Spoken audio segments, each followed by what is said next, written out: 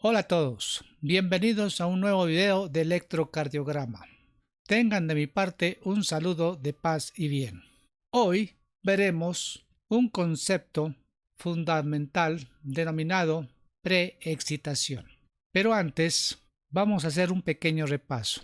Como todos sabemos, el impulso siempre se inicia en el nodo sinusal, despolariza a las aurículas que producirán una contracción y luego el impulso llega al nodo auriculoventricular donde hay una desaceleración del impulso. Es decir, en esta parte se retrasa el impulso mientras las aurículas se contraen y el ventrículo termina de llenarse para luego pasar el impulso. Eso quiere decir que las aurículas se contraen y el ventrículo se espera un poco para ser despolarizado y contraerse. Pero muchas veces puede ocurrir de que mientras está contrayendo la aurícula, en ese momento también comienza a contraerse el ventrículo. Es decir, el ventrículo se contrae antes de tiempo. El ventrículo se excita antes de tiempo. Y al excitarse antes de tiempo es lo que se conoce como preexcitación. ¿Por qué ocurre esto? Esto se lo puede explicar con un síndrome denominado Wall-Parkinson-White, porque en 1930 Wall, Parkinson y Wall describieron este fenómeno de la preexcitación, y el cual consiste en unas alteraciones de vías anómalas de conexión entre la aurícula y el ventrículo, y las cuales siempre se van a asociar con unas taquicardias. Estas permiten la llegada rápida al estímulo. ¿Qué quiere decir esto? Por ejemplo, aquí tenemos una vía anómala que normalmente no debe existir. Y por esta vía anómala, el estímulo eléctrico que se encuentra en la aurícula pasa más rápidamente a los ventrículos.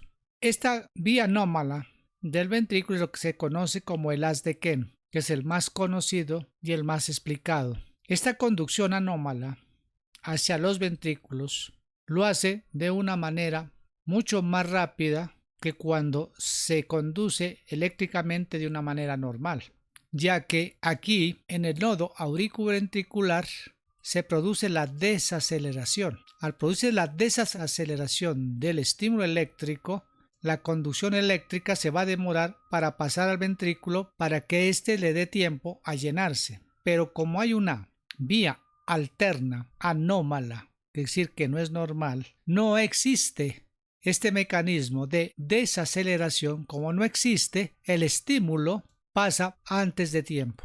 Y eso es lo que se conoce como preexcitación. Pero no es la única vía.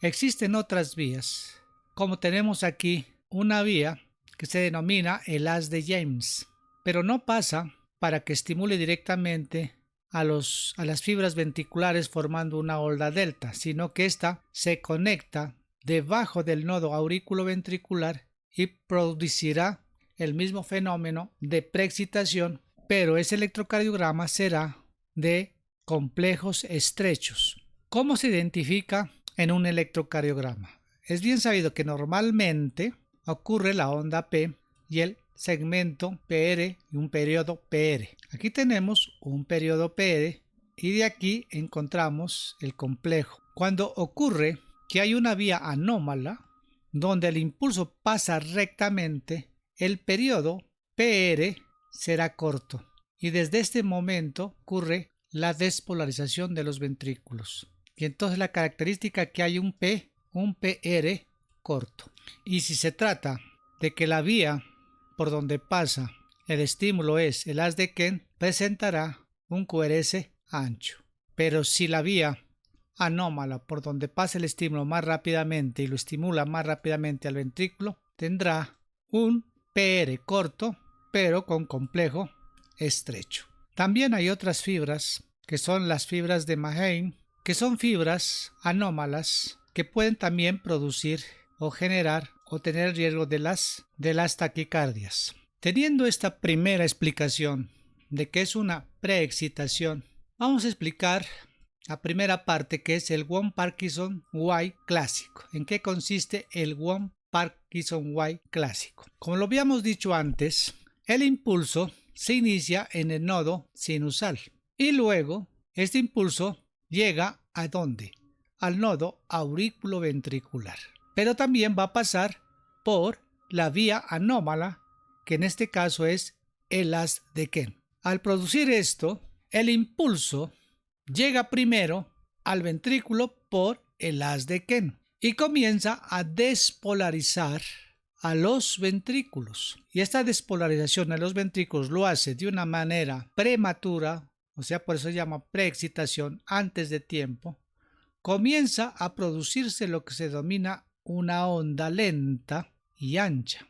Y luego el estímulo normal de conducción que va de la aurícula al ventrículo por el nodo aurículo ventricular por la desaceleración pasa al ventrículo y lo despolariza más rápido. Y desde aquí ya comienza a despolarizarse el resto de los ventrículos utilizando la vía normal de conducción. Entonces aquí tenemos lo que se denomina un PR muy corto. Este es el PR muy corto, o identifica la preexcitación. Si nosotros trazamos una vertical, todo este periodo de la vertical a la onda P es el periodo que normalmente debería pasar en el tiempo si no hubiese la vía anómala y formaría un QRS normal. Entonces, esta onda es la que se denomina la onda delta. La onda delta, entonces, es lo que identifica al Wong-Parkinson-White clásico acompañado de un PR corto. Y gracias a la conducción eléctrica por el sistema de conducción normal, tenemos la onda ya más arriba que se hace estrecho. Eso es lo que se denomina el Wong-Parkinson clásico. Aquí tenemos algunos ejemplos. Por ejemplo, aquí tenemos B1 y aquí tenemos la onda delta. Y aquí dice tipo A. ¿Qué quiere decir? Que porque es B1, quiere decir es de tipo A y está en el lado izquierdo. Positivo en B1.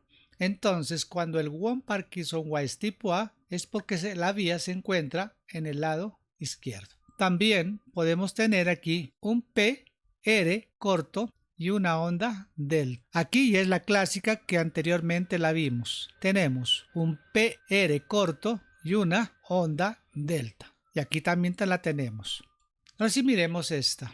Aquí tenemos en B1 que es que positivo con una onda delta. Eso quiere decir que la vía está en la izquierda. La vía anómala está en la izquierda. También la podemos ver en D2 que tenemos aquí un PR corto y desde aquí, desde este punto ya comienza la onda delta. Y como podemos ver, la onda delta sale inmediatamente desde la onda P, porque a veces nos puede confundir aquí, pero en realidad la onda delta comienza desde aquí. Por ejemplo, esto va también para, por ejemplo, en D1 que se lo ve más clarito. Si aquí tenemos que la onda delta sale inmediatamente de la onda P y trazamos una vertical a la siguiente derivada, la onda delta aquí en esta parte comienza, pero pareciera que se tratara de un PR normal, pero no es un PR normal. Es debido a que esta parte es isodifásica. Y como es isodifásica, la onda delta se ve como plana. Pero si comparamos las demás derivadas, sí podemos darnos cuenta de que la onda delta parte inmediatamente después de la onda P. También hay otra característica en estos síndromes, que la onda T es negativa en B1, en B2 y en B3. Aquí tenemos otro ejemplo de un Wong-Parkinson-White clásico. Aquí tenemos la onda delta, donde vemos un PR muy corto y una onda delta y un QRS negativo. Entonces, si es negativo, entonces es tipo B y la vía anómala se encuentra en la derecha. Y si nosotros miramos B6, por ejemplo aquí, el PR corto y también tenemos la famosa onda delta que se encuentra aquí. Por eso es tipo B. Aquí hay una forma, un algoritmo para identificar si la preexcitación se debe al lado izquierdo, sea tipo A, o se debe al lado derecho, o sea de tipo B. Ya habíamos dicho, cuando A está en B1, B2, la onda delta es positiva, decimos que está en el lado izquierdo. Pero ¿en qué parte del lado izquierdo? Entonces miramos a D3. Si es positiva, será lateral izquierdo. Si es negativo, será en la parte posteroseptal. Ahora bien, si la onda delta es negativa en B1, decimos que es de tipo B, como tenemos aquí. Onda delta negativo en onda tipo. ¿Qué quiere decir? Que está en el ventrículo derecho. Pero si nos vamos a D3 y miramos que es positiva, será anteroseptal. Pero si es negativa en D3, será lateral. Esta es la forma más o menos de encontrar la vía anómala según estos signos electrocardiográficos. Pero esto no es muy específico. Ahora, con nuevas tecnologías modernas, con mapeos que se realizan, se pueden ya identificar de una manera mucho más precisa. Esto teniendo en cuenta Wong-Parkinson-White clásico. Ahora vamos a ver las arritmias que se presentan cuando hay un síndrome de Wong-Parkinson-White. ¿Qué quiere decir? Cuando hay taquicardias y hay el síndrome Wong-Parkinson-White. Hay dos tipos de arritmias. Primer tipo de arritmia es cuando está asociado a la fibrilación auricular. Entonces, primer tipo de arritmia Wong-Parkinson-White con fibrilación ventricular. ¿Qué pasa aquí? Que las aurículas tienen miles y miles de focos eléctricos y tienen también una vía anómala. Pero en la vía anómala no hay el mecanismo de protección que presenta en el nodo aurículo-ventricular sobre la desaceleración. Entonces pasan de forma irregular hacia los ventrículos. Entonces estas personas son muy propensas a presentar taquicardias. Y esas taquicardias se presentan de esta manera. Primero, como llegan aquí y despolarizan primero a los ventrículos, van a ser taquicardias de complejos anchos. Primera característica, taquicardias de complejos anchos. Segunda, los RR que miramos aquí son irregulares. Entonces, ¿son qué? Son irregulares. Si tenemos esos criterios, taquicardias de complejos anchos con RR irregulares, decimos que es una taquicardia, es una arritmia de Wong-Parkinson-White con fibrilación auricular. Entonces ahí tenemos Wong-Parkinson-White con fibrilación auricular. Bien, aquí ¿qué hacemos? Si nosotros medimos el RR más corto, eso nos da lo que se denomina el periodo refractario anterógrado anómalo. Y si este es menor de 220 milisegundos, este tipo de taquicardias es de un alto riesgo. Es una emergencia médica. A esta persona hay que cardiovertirla y hacer un tratamiento lo más rápido posible por su alto riesgo. Ese es el primer tipo de arritmias. Segundo tipo de arritmias son los tipos de reentrada. Se subdividen en dos. El primer caso, tipo A, reentrada, utiliza el haz anómalo. Bueno, los dos utilizan el haz anómalo, pero con una diferencia. Primero, que el impulso llega y pasa primero por el sistema de conducción normal, despolariza los ventrículos y luego se regresa por la vía anómala. Al regresar por la vía anómala, obviamente puede presentar una P negativa porque despolariza de manera retrógrada a la aurícula y al nodo sinusal. Y luego entra nuevamente a los ventrículos, formando un circuito de reentrada utilizando primero la vía de conducción normal. Eso produce este tipo de arritmias, que son unas taquicardias regulares, que son diferentes, una RR regular de complejos estrechos, donde el RP es menor al PR, pero aquí no se ve la P porque queda enmascarada en los complejos QRS, por eso son muy cortos el PR. Esto es lo que se conoce como la taquicardia ortodrómica. El segundo caso, también que es de reentrada, utiliza también el as anómalo, presenta lo siguiente, que el impulso entra primero por la vía anómala y aquí se demora o hay un pequeño bloqueo porque no pasa. Despolariza a los ventrículos y al despolarizar los ventrículos formarán ¿qué? Taquicardias de complejos anchos. Y luego el impulso se regresa por la vía del sistema de conducción normal para nuevamente entrar por la vía anómala. Entonces forma un circuito, pues se llama taquicardia de reentrada por el as anómalo y formará ondas delta o complejos anchos, o sea, taquicardias de complejos anchos con RR regular.